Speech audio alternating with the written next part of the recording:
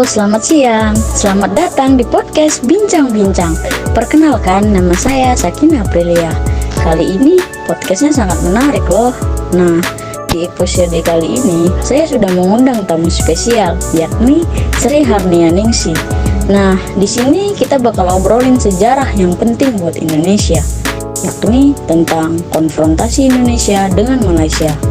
Nah, sebelumnya mari kita sapa-sapa dulu nih bintang tamu spesial kita. Halo Ningsih, apa kabar? Halo Sakina, kabar baik. Terima kasih sudah mengundang saya. Wah, sepertinya episode podcast hari ini sangat menarik ya, dan sangat penting buat dipahami lebih dalam ini. Bener banget, jadi mungkin kita bisa mulai dengan latar belakang konfrontasi Indonesia dengan Malaysia nih. Bagaimana sih latar belakangnya? Jadi, latar belakang dari konfrontasi Indonesia dengan Malaysia ini terjadi karena Soekarno menentang rencana pembentukan Federasi Malaysia yang akan terdiri dari Federasi Malay, Sabah, Sarawak, Singapura, dan Brunei. Soekarno menyebut bahwa hal tersebut adalah sebuah rencana neokolonial. Jadi awalnya itu terjadi karena Soekarno menentang Federasi Malaysia dan menyebut bahwa hal tersebut adalah rencana neokolonial. Betul banget. Alasannya sih karena Soekarno menganggap bahwa negara tersebut didirikan untuk melindungi kepentingan Inggris di Asia Tenggara. Wah, cukup seru ya pembahasan kali ini. Pada tahun berapa sih rencana pembentukan Federasi Malaysia? Dan siapa sih tokoh yang membentuk federasi tersebut? Jadi, rencana pembentukan Federasi Malaysia ini dibentuk pada tahun 1961 oleh Perdana Menteri Malaysia, yakni Tunku Abdul Rahman. Bagaimana tanggapan masyarakat Indonesia kala itu terhadap rencana pembentukan Federasi Malaysia? Masyarakat Indonesia, terutama kalangan nasionalis dan militer, mendukung pandangan Soekarno bahwa pembentukan Federasi Malaysia adalah ancaman bagi kemerdekaan negara di Asia Tenggara. Seruan Ganyang Malaysia yang dirancang Soekarno direspon dengan semangat patriotisme dan banyak sukarelawan mendaftarkan diri untuk dikirim ke perbatasan Kalimantan. Namun, ada juga sebagian kecil masyarakat yang merasa konflik ini bisa merugikan ekonomi negara. Wah, berarti serius sekali pembahasan kita kali ini. Soekarno memang terkenal keras kepala kalau soal kedaulatan Indonesia. Kalau boleh tahu nih Ningsih, apa sih yang dimaksud dengan Ganyang Malaysia? Slogan Ganyang Malaysia merupakan seruan yang dirancangkan oleh Presiden Soekarno untuk memobilisasi dukungan rakyat Indonesia dalam menentang pembentukan Federasi Malaysia.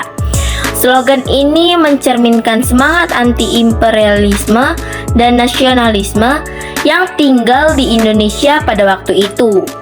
Melalui kampanye ini, Soekarno ingin menyampaikan pesan bahwa Indonesia tidak akan mentolerir intervensi asing dalam urusan politik dan kedaulatan negara, serta ingin membangkitkan semangat patriotisme di kalangan rakyat untuk melawan apa yang dianggapnya sebagai upaya penjajah baru oleh Inggris.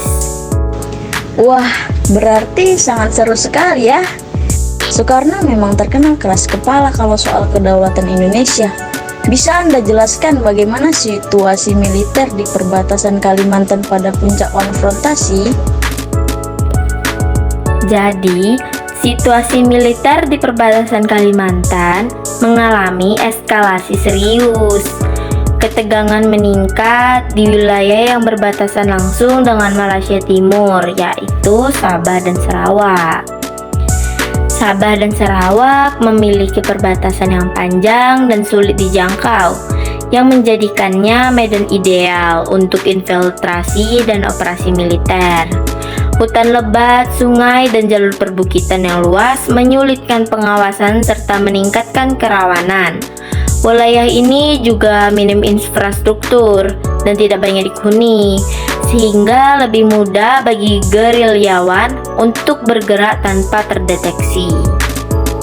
Lalu, apakah ada upaya dari tokoh atau pihak tertentu untuk menghentikan konfrontasi saat itu? Tentu ada, Sakinah.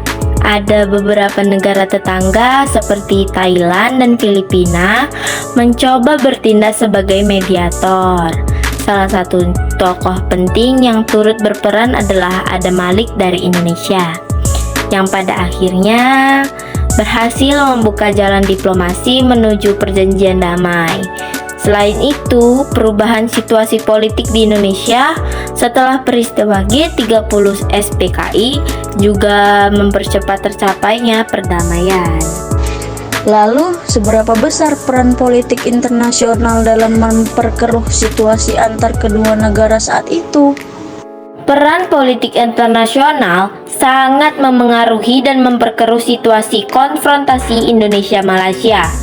Konflik ini terjadi di tengah ketegangan Perang Dingin, di mana Blok Barat, Amerika Serikat dan sekutunya, dan Blok Timur, Uni Soviet dan Tiongkok, bersaing memperluas pengaruh mereka di Asia Tenggara.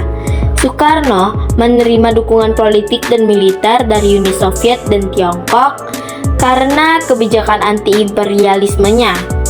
Dukungan ini sih mendorongnya untuk melanjutkan kebijakan konfrontasi terhadap Malaysia yang dilihat sebagai boneka Inggris.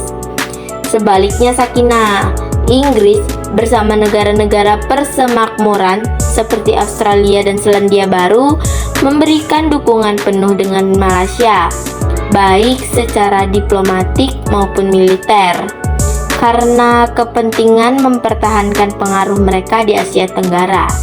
Amerika Serikat meskipun awalnya netral, akhirnya lebih mendukung Malaysia untuk menjaga stabilitas regional dan ancaman komunisme.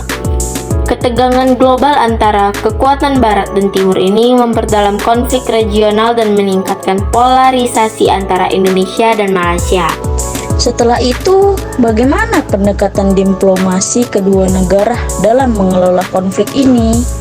Jadi, Inggris merespon konfrontasi Indonesia-Malaysia dengan memberikan dukungan militer penuh kepada Malaysia karena kepentingan strategis dan komitmennya sebagai mantan negara kolonial.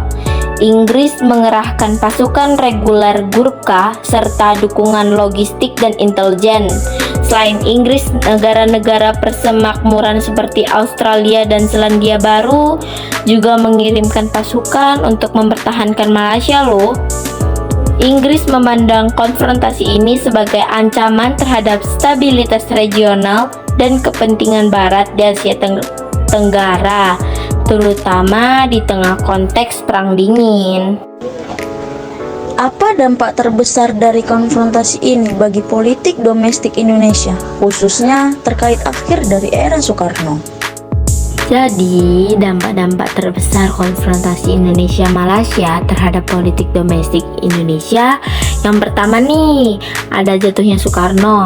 Kebijakan konfrontasi yang agresif dan hasil yang tidak memuaskan melemahkan dukungan politik terhadap Presiden Soekarno yang berujung pada jatuhnya pada 1966. Yang kedua, ada peralihan ke Orde Baru. Setelah Soekarno jatuh, Soeharto mengambil alih kekuasaan, menandai peralihan dari demokrasi terpemimpin ke pemerintahan Orde Baru yang lebih stabil dan otoriter. Yang ketiga nih, ada stabilitas ekonomi. Kegagalan konfrontasi menyebabkan krisis ekonomi dengan inflasi tinggi dan kekurangan pangan, mendorong perlunya reformasi ekonomi di bawah pemerintah Soeharto. Yang keempat, ada perubahan kebijakan luar negeri. Indonesia beralih dari kebijakan konfrontasi ke diplomasi, terutama dalam membangun hubungan yang lebih baik dengan Malaysia dan negara-negara tetangga lainnya. Yang kelima, ada pembangunan militer nih. Ketegangan dengan Malaysia mendorong pengembangan militer Indonesia yang berfokus pada modernisasi angkatan bersenjata dan peningkatan kemampuan pertahanan. Nah, yang terakhir ada reformasi sosial dan politik. Era Orde Baru membawa perubahan signifikan dalam struktur sosial dan politik Indonesia dengan penekanan pada stabilitas, pertumbuhan ekonomi, dan pengendalian politik.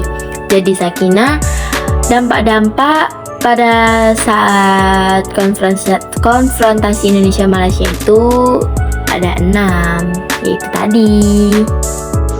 Wah, sangat meresahkan ya, terkhususnya bagi masyarakat Indonesia. Menurut Anda, pelajaran apa yang bisa diambil dari konflik ini dalam konteks hubungan internasional modern? Jadi Sakinah, ada beberapa pelajaran penting nih yang dapat kita ambil. Yang pertama, ada pentingnya diplomasi. Ketegangan dapat diatasi dengan diplomasi yang efektif. Dialog dan mediasi yang lebih awal bisa mencegah konflik berkepanjangan. Yang kedua nih, ada stabilitas internal dan ekonomi. Kestabilan politik dan ekonomi sangat penting dalam menjaga keamanan nasional. Ketidakstabilan internal dapat memicu ketegangan dengan negara lain. Yang ketiga, kepentingan wilayah dan kedaulatan. Negara harus memahami bahwa kepentingan wilayah dan kedaulatan seringkali menjadi sumber konflik. Mengelola hubungan baik dengan tetangga adalah kunci untuk mencegah konflik. Yang keempat, ada pengaruh politik internasional. Perubahan politik global dapat memengaruhi konflik regional. Keterlibatan kekuatan besar seringkali berdampak pada dinamika konflik, baik positif maupun negatif. Yang kelima, ada kerjasama regional. Membangun kerjasama regional seperti ASEAN penting untuk mencegah konflik dan meningkatkan dialog antar negara di kawasan. Yang keenam, keterbukaan terhadap perubahan. Pemimpin perlu bersikap fleksibel dan terbuka terhadap perubahan kebijakan luar negeri seiring dengan kondisi domestik dan internasional yang berubah. Yang ketujuh, dampak jangka panjang dari konflik. Konfrontasi dapat memiliki dampak jangka panjang loh pada hubungan antar negara. Rekonsiliasi dan pembangunan hubungan yang lebih baik memerlukan waktu dan usaha. Yang ke-8, ada pendidikan kesadaran sejarah. Meningkatkan pemahaman tentang sejarah dan konflik antar negara dapat membantu generasi mendatang dalam mencegah terulangnya kesalahan yang sama. Jadi itu nih Sakinah, pelajaran yang dapat kita ambil. Dalam sejarah kita, konflik seringkali terjadi karena kurangnya dialog. Menurut Anda, bagaimana diplomasi bisa lebih diutamakan di masa depan? Nah, seperti yang dikatakan tadi, diplomasi harus diutamakan dengan meningkatkan komunikasi yang terbuka dan memperkuat forum-forum regional seperti ASEAN. Sejarah mengajarkan kita bahwa dialog dan negosiasi adalah jalan terbaik dalam menyelesaikan perselisihan, baik itu perselisihan perbatasan, ekonomi, atau politik. Negara-negara perlu saling memahami kekhawatiran satu sama lain dan berusaha mencari solusi yang saling menguntungkan. Itulah tadi pembahasan kita tentang konfrontasi Indonesia dengan Malaysia. Sebuah konflik yang lahir dari kekhawatiran akan kolonialisme dan berakhir dengan kesadaran pentingnya perdamaian. Semoga podcast ini bisa menambah wawasan kalian semua ya. Dan terima kasih banyak Ningsi sudah berbagi pengetahuan hari ini. Benar-benar obrolan yang sangat berharga ya. Kasih juga Sakinah, saya senang loh bisa berbagi ilmu juga di episode kali ini. Terima kasih buat pendengar yang udah dengerin sampai akhir. Jangan lupa untuk tetap menjaga perdamaian. Sampai ketemu di podcast selanjutnya.